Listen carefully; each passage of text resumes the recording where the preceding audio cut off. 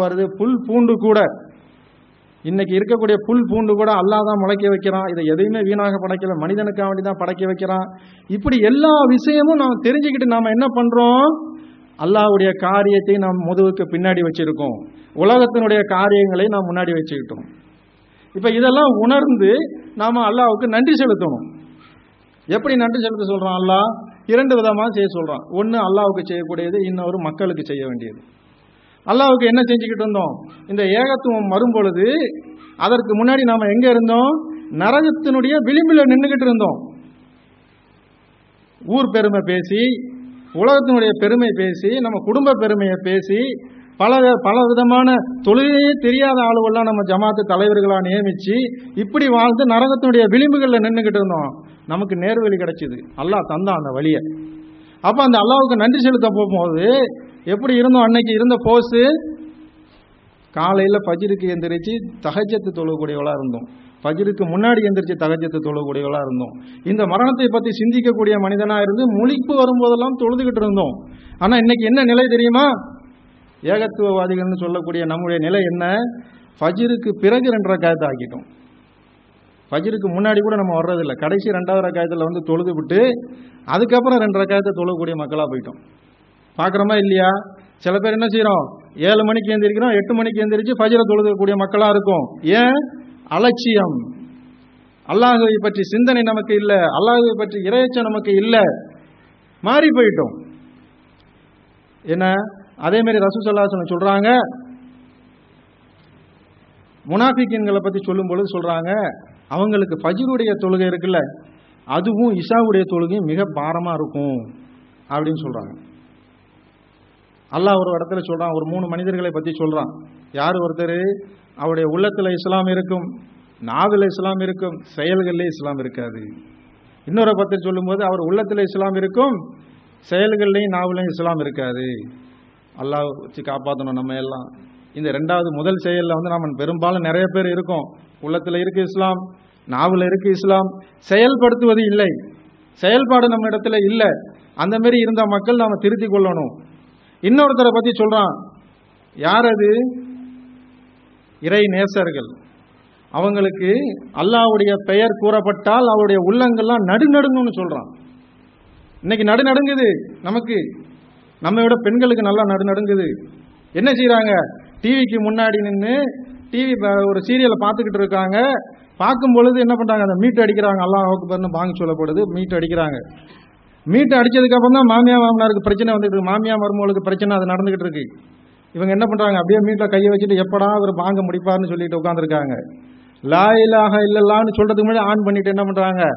அந்த சீரியலை பார்க்கக்கூடிய மக்களாக மாறிட்டாங்க. எனக்கு தெரிஞ்சு ஒரு காலத்தில் இந்த மக்கள் பெண்கள் என்ன செய்வாங்கன்னு கேட்டிங்கன்னா, தொலை தூரத்துக்கு போகணும், விடியறதுக்கு முன்னாடி ஆண்கள்லாம் எந்திரிக்கிறதுக்கு முன்னாடி போய் குளிச்சுட்டு தண்ணீர் எடுத்துக்கிட்டு வீட்டுக்கு வந்து காலை ஃபஜ்ருடைய தொழுதுட்டு அதுக்கப்புறம் தான் ஆண்களே எந்திரிக்கக்கூடிய காட்சிகளை நான் பார்த்துருக்கேன். இன்னைக்கு என்ன நிலைமை? ஒவ்வொரு வீடுகளுக்குள்ளும் தண்ணி ஊற்றிக்கிட்டு இருக்கு. ஒவ்வொரு வீடுகளுக்குள்ளும் தண்ணி வந்துருச்சு, வெளியில போக வேண்டிய அவசியமே இல்லை. என்ன நிலைமை தெரியுமா? ஆண்கள் ஃபஜ்ருக்கு வரும்போது வீட்டை பூட்டிட்டு வரணும், இல்லைன்னு வச்சுக்கோங்க 9 மணி வரைக்கும் வெளியில தான் நிற்கணும். இப்படி ஒரு காட்சியை நம்ம பார்க்குறோம். நம்முடைய பெண்கள் மாறிவிட்ட காட்சிகளை நாம் பார்க்குறோம். பெரும்பாலான ஆண்கள் ஃபஜ்ருக்கு வரும்போது வீட்டோட சாவியும் சேர்த்து எடுத்துட்டு வராங்க. தொழுகிறது கிடையாது வீட்டில். எல்லாருக்கும் சொல்றோம், தொழுகிறது கிடையாது.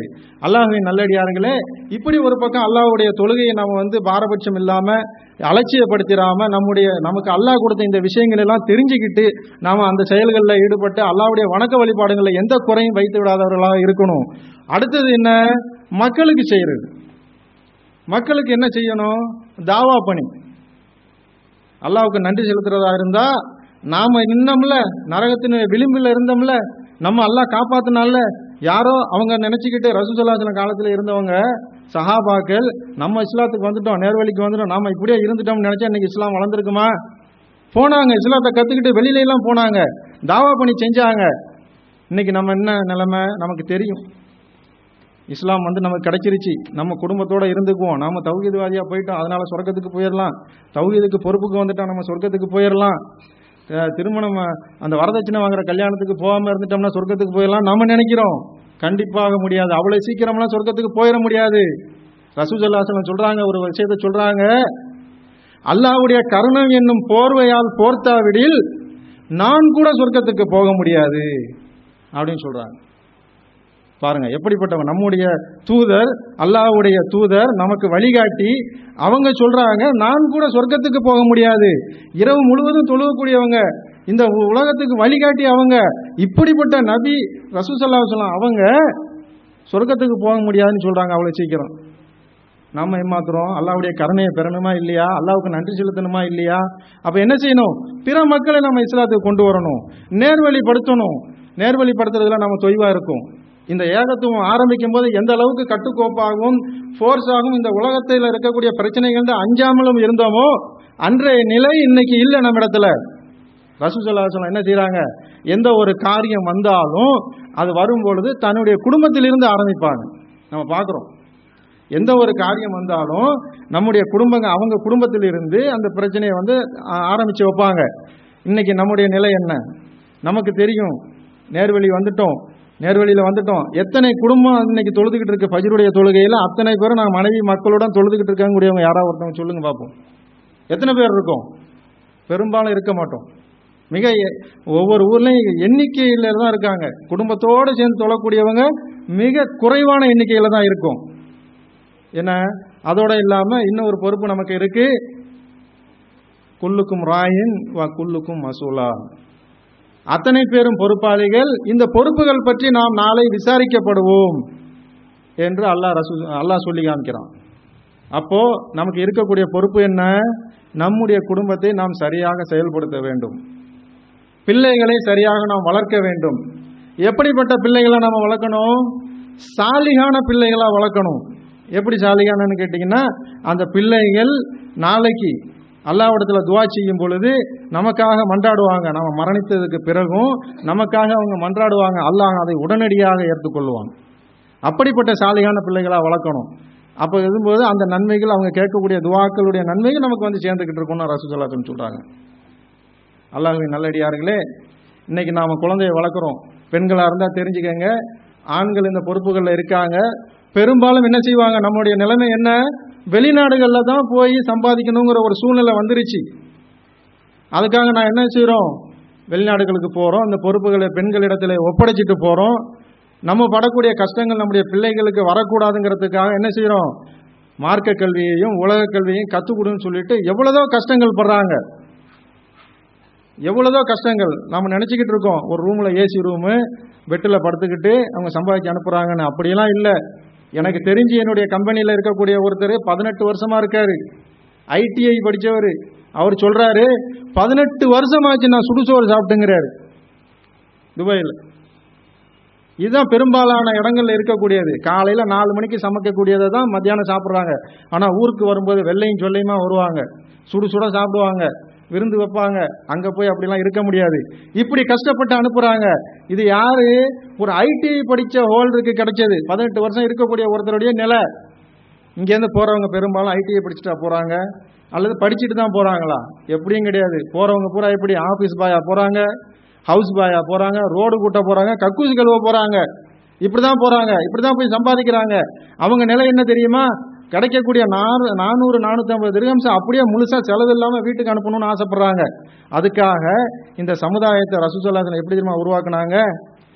கீழே வாங்குற கையை விட கொடுக்கும் கைதான் சிறந்தது, நீ கொடுப்பவனாக இரு அப்படின்னு சொல்லிட்டு மனதால் கூட நீ யாசகம் கேட்கக்கூடாதுன்னு சொல்லி இந்த மக்களை உருவாக்கி கொடுத்த ரசூல் ஸல்லல்லாஹு அலைஹி வஸல்லம் இந்த சமுதாயத்தை, அந்த ரசூல் ஸல்லல்லாஹு அலைஹி வஸல்லம் அந்த சமுதாயத்தில் வந்த நம்முடைய மக்கள் அங்கே 450 ரூபா சம்பளம் வாங்கி முழுசாக அனுப்பணுங்கிறதுக்காக வேண்டி மத்தியானம் யாராவது சாப்பாடு மிச்சம் வச்சுட்டு போக மாட்டாங்களா? யாராவது தரமாட்டாங்களா? இப்படி ஏங்கி நிற்கக்கூடிய நிலை. இப்படியெல்லாம் கஷ்டப்பட்டு நம்ம பொருளாதாரத்தை வீட்டுக்கு அனுப்பி வைக்கிறோம். இங்கே என்ன நிலைமை? பெண்களுடைய நிலை என்னவாக இருக்கு பார்க்குறோம். எல்கேஜி யூகேஜி போகக்கூடிய பிள்ளைங்களை சீராட்டி பாராட்டி அந்த ட்ரெஸ்ஸை உடுத்தி வேரில் அனுப்பி விட்டு வீட்டுக்கு அனுப்புவாங்க, பள்ளிக்கூடத்துக்கு அனுப்புவாங்க. திருப்பி காத்திருப்பாங்க பிள்ளைங்க எப்போ வரும்னு சொல்லிட்டு. திருப்பி வந்ததுக்கு அப்புறம் அதை அழைச்சிட்டு போய் எல்லாம் செய்வாங்க. இப்படி தான் இருக்கு. ஆனால் ஒரு ஏஜ் வரும்போது, வயசுக்கு வந்த பிறகு அந்த பிள்ளைகள் ஒரு வயசை தொடும் பொழுது, ஆணாக இருந்தாலும் சரி பெண்ணாக இருந்தாலும் சரி, பள்ளிக்கூடத்துக்கு போயிட்டு வருவாங்க. வீட்டுக்குள்ளே வர்றது அவங்களுக்கு தெரியாது. வீட்டுக்குள்ளே போய் அந்த பிள்ளைங்க ரூமில் என்ன செய்யுதுன்னு அவங்களுக்கு தெரியாது. ஒவ்வொரு ஊர்களையும் நடக்கக்கூடிய அனாச்சாரங்கள் அவ்வளவு அசிங்கமாக இருக்குது. ஒவ்வொரு ஊர்லேயும் முஸ்லீம் ஊர்களில் நடக்கக்கூடிய பிரச்சனைகள் அவ்வளோ இருக்குது. ஏன் பெற்றவர்கள் வீட்டில் இருக்கக்கூடிய பெண்கள் அந்த பிள்ளைகள் என்ன செய்யுதுன்னு கூட திரும்பி பார்க்கறது கிடையாது, சலாத்தை சொல்றது கிடையாது பிள்ளைகள்கிட்ட. இப்படி எல்கேஜி யூகேஜியில் செஞ்சு நம்ம காத்துக்கிட்டு இருக்கோமே, அது போல் அந்த பெரிய பிள்ளைகள் பள்ளிக்கூடத்துக்கு போயிட்டு வர பிள்ளைகளுக்காக நாம் இந்த டிவியை ஒரு நிமிஷம் அமுத்துனா என்ன, அமுத்துறது கிடையாது. டிவியில் சீரியல் முடிஞ்சு தான் அந்த பிள்ளைய பார்க்கறது. முதல்ல பெண்கள் குழந்தைகளுக்கு தன்னுடைய பிள்ளைகளுக்கு சலாம் சொல்லியிருக்கோமா, பார்த்துருக்கோமா? இல்லை மகன் தந்தைக்கும் மகன் அம்மாவுக்கும் பெற்றோர்களும் இந்த குடும்பத்துக்குள்ள சலாத்தை நம்ம ஏற்படுத்தியிருக்கோமா? இல்லை. ஒவ்வொருத்தரும் ஒவ்வொரு நிகழ்ச்சிகளை கேட்டு சந்தோஷமாக இருந்து அந்த ஸ்கூலில் என்ன நடந்தது ஏது நடந்ததுன்னு கேட்டிருந்தோம்னா நம்முடைய மார்க்கம் சிறப்பானதாக இருந்திருக்கும். ஆனால் கேட்க மறுக்கிறோம். சலாம் சொல்கிறதுக்கு நிறைய பேருக்கு தெரியாது. ஃபோனில் வச்சு நம்ம இங்கே அஸ்ஸலாமு அலைக்கும்னு சொன்னால் புரியலையே வாப்பா, விளங்கலையே வாப்பாங்கிறாங்க. சலாம்னா என்னன்னு தெரிய மாட்டேங்குது. சலாம் அவங்களுக்கு சரியாக தெரியல, பதில் எப்படி சொல்லணும்னு தெரியல, கூச்சப்படுறாங்க, சிரிக்கிறாங்க. அல்லாஹ்வின் நல்லடியார்களே, இந்த பணிகளை நாம் முதல்ல வீடுகளில் நாம் உருவாக்கணும். இந்த தாவா பணியை நாம் நின்றுக்கிட்டு இருந்தோமே, இப்போ நேர்வழிக்கு வந்திருக்கோமே, இந்த பணியை முதல்ல நம்முடைய வீடுகளில் கொடுத்து நம்முடைய மனைவிமார்களை நேர்வழிப்படுத்தணும், நம்முடைய பிள்ளைகளை முதல்ல நேர்வழிப்படுத்தணும். நாம் ஊருக்கெல்லாம் என்ன பண்ணுவோம், பயான் பண்ணுவோம், தாவா பணியை செஞ்சுக்கிட்டு இருப்போம். ஆனால் நம்ம வீட்டில் வேலை செய்கிறவங்களுக்கு நம்ம தாவா செய்ய மாட்டோம், வீட்டில் வேலை செய்கிறவங்களுக்கு இஸ்லாத்தை சொல்ல மாட்டோம். நடக்குதா இல்லையா? குறைஷிகள் இப்படி தான் இருந்தாங்க. குறைஷிகள் என்ன பண்ணாங்க, இந்த கருப்பறையின மக்களை நீங்கள் தனியாக வச்சு பயன் பண்ணுங்க, எங்களுக்கு வேணால் தனியாக நீங்கள் செய்யுங்க அப்படின்னு ரசூலுல்லாஹி ஸல்லல்லாஹு அலைஹி வஸல்லம் சொன்னாங்க. அதுதானே பிரச்சனையாக இருந்தது. அதுதான் இன்னைக்கு வந்திருக்கு. நம்ம வீடுகளில் வேலை தட்டுப்பாடத்தனம் கழுவுறவங்களுக்கு நம்ம இஸ்லாத்தை சொல்கிறது கிடையாது, ஹதீஸை எடுத்து சொல்கிறது இல்லை. நம்ம என்ன செய்வோம், ஊரு பூரா பயன் பண்ணுறோம், ஊருக்கெல்லாம் செய்கிறோம். முதல்ல நாம் சரியாகி கொண்டு அந்த பிள்ளைகளுக்கு நம்ம இஸ்லாத்தை சொல்லும் பொழுது அந்த பிள்ளைகள் சாலிகான பிள்ளைகளாக வரும். அது மட்டும் இல்லை, அல்லாஹ்வின் நல்லடியார்களே, ஒரு பகுதியில் நாம் நடந்து போயிட்டு இருக்கோம். நடந்து போகும் பொழுது ஒரு கரண்ட் கம்பி ஒன்று அறுந்து கிடக்கு. இப்போ நம்ம என்ன செய்வோம், அதை தாண்டி போயிடுறோம், இது உயிர் போயிடும்னு சொல்லிட்டு. தாண்டி போனதுக்கப்புறம் திரும்பி பார்க்குறோம், நம்முடைய குடும்பமெல்லாம் வந்துக்கிட்டு இருக்கு, நம்முடைய ஜமாத்தெல்லாம் வந்துக்கிட்டு இருக்கு, ஜமாத்து தலைவர்கள்லாம் வந்துக்கிட்டு இருக்கு. இப்போ நீங்கள் என்ன செய்வீங்க, அதில் இருந்து அவங்களை காப்பாற்றணுமா இல்லையா? இப்போ நமக்கு தெரியுது நரகத்தினுடைய விளிம்பில் அவங்களாம் நின்றுக்கிட்டு இருக்காங்க. நம்முடைய வீட்டு பிள்ளைகள் நரகத்தினுடைய விளிம்புகளில் நின்றுட்டு இருக்காங்க, நம்முடைய ஜமாத்து மக்கள் நரகத்தினுடைய விளிம்புகளில் நின்றுக்கிட்டு இருக்காங்க. நம்ம சொல்கிறோமா, இன்னைக்கு தனி பவர் வந்துருச்சு நமக்கு, நம்மள்ட்ட அவ்வளோ சீக்கிரம் யாரும் அடிக்க முடியாது. அன்னைக்கு 4 பேர் ஊரில் இருப்பாங்க, பள்ளிவாசலில் கூட்டு வச்சு உதப்பாங்க. இதுதான் நிலைமை இன்னைக்கு. இன்னைக்கு யாரும் 4 பேர் இருந்தால் இன்னைக்கு பயப்படுறாங்க, தௌஹீத்வாதிகளை அவங்கள்ட்ட வம்பு வச்சுக்கூடாதுன்னு. இன்னைக்கு இப்படி சூழ்நிலை மாறி போச்சு. ஆனால் நம்முடைய பணிகள் எப்படி ஆயிடுச்சு, அவனுக்கெல்லாம் சொன்னால் கேட்க மாட்டாங்க, அவனுக்கெல்லாம் சொல்லி என்னத்தாங்க புரிய வைக்கிறது, இப்படின்னு மாறி போயிட்டோம். ஒவ்வொருத்தரும் தட்டி கழிக்கிறோம் தாவா பணியை. அல்லாஹ்வுக்கு நன்றி செலுத்தணும்னு நாம் நினைச்சோம்னா அல்லாஹ் நமக்கு கொடுத்த பரக்கத்தையும் நம்முடைய உடலுக்கு கொடுத்த ஆரோக்கியத்தையும் இதெல்லாம் சிந்திச்சு நமக்கு அல்லாஹ்வுக்கு நன்றி செலுத்தணும்னு கேட்டிங்கன்னா நம்முடைய உள்ளம் தெளிவாக இருக்க வேண்டும். எப்படிப்பட்ட தெளிவு? ஒரு பெண் என்ன பண்ணுறாங்க, ஒரு சரியில்லாத ஒரு பெண்ணு, அந்த பெண்ணு ஒரு கிணத்தடிக்கு போகிறாங்க, அங்கே ஒரு நாய் தண்ணீர் தாகத்தால் தவிச்சிக்கிட்டு இருக்கு. இப்போ என்ன பண்ணுறாங்க, அந்த பெண்ணு இந்த ஆடையை எடுத்து தண்ணியில் முக்கி அதனுடைய தாகத்தை தணிக்கிறாங்க. தணிக்கும் பொழுது அந்த பெண் சொர்க்கத்துக்கு போகக்கூடியவளாக இருக்கா. நம்ம கேட்குறோமா இல்லையா? அல்லாஹ் உள்ளத்தை நோக்கக்கூடியவன், உள்ளத்தை பார்க்கக்கூடியவன். இப்போ நம்முடைய உள்ள தெளிவாக இருந்து நம்முடைய செயல்கள் தெளிவாக இருந்தால் தான் நாம் சொர்க்கத்துக்கு போக முடியும். நம்முடைய உள்ள தெளிவாக இல்லை, நம்ம செயல்கள் மட்டும் சரியாக செஞ்சுக்கிட்டு இருந்தோம்னா அவ்வளோ சீக்கிரம் சொர்க்கத்துக்கு போக முடியாது. அல்லாஹ்வின் நல்லடியார்களே, இந்த பணிகளை நாம் சரிவர செம்மையாக செய்தால் மட்டுமே நாம் சிறந்த தௌஹீத்வாதியாக, சிறந்த முஸ்லீம்களாக நாம் மாற முடியும் என்பதை நாம் கருத்தில் கொள்ளணும். அல்லாஹ்வின் நல்லடியார்களே, அடுத்தது ஒவ்வொரு விஷயங்களையும் நம்ம பார்க்கணும். இப்போது அல்லாஹ்வுக்கு நன்றி செலுத்துதல் இது இருக்குன்னா, தாவா பணிகள்லாம் இன்னும் எத்தனை இருக்குது?